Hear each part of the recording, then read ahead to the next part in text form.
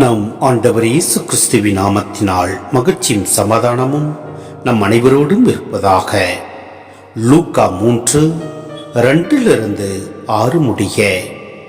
அன்னாவும் கைப்பாவும் தலைமை குருக்களாய் இருந்தனர்.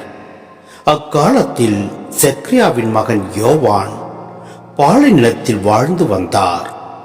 அவர் கடவுளின் வாக்கை பெற்றார். பாவ மன்னிப்பு அடைய மனமாறி திருமுழுக்கு பெறுங்கள் என்று யோர்தான் ஆற்றை அடுத்துள்ள பகுதிகள் அனைத்துக்கும் சென்று அவர் பறைசாற்றி வந்தார். இதை பற்றி இறைவாக்கினர் எசாயாவின் உரைகள் அடங்கிய நூலில் இவ்வாறு எழுதப்பட்டுள்ளது. பாலை நிலத்தில் குரல் ஒன்று முழங்குகிறது. ஆண்டவருக்காக வழியை ஆயத்தமாக்குங்கள், அவருக்காக பாதையை செம்மையாக்குங்கள். பள்ளத்தாக்குகள் எல்லாம் நிரப்பப்படும், மலை குன்று யாவும் தாழ்த்தப்படும், கோணலானவை நேராக்கப்படும், கரடு முரடானவை சமதளமாக்கப்படும்.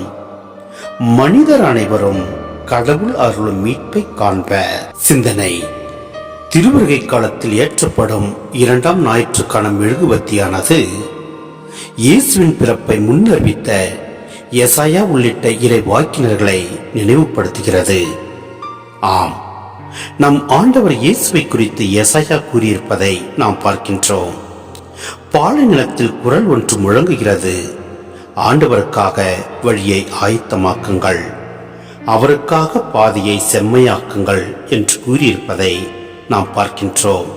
எனவே இத்திருவருகை காலத்தில் இருக்கும் நாம் அனைவரும் நம் உள்ளத்தை தூய்மைப்படுத்துவோம்.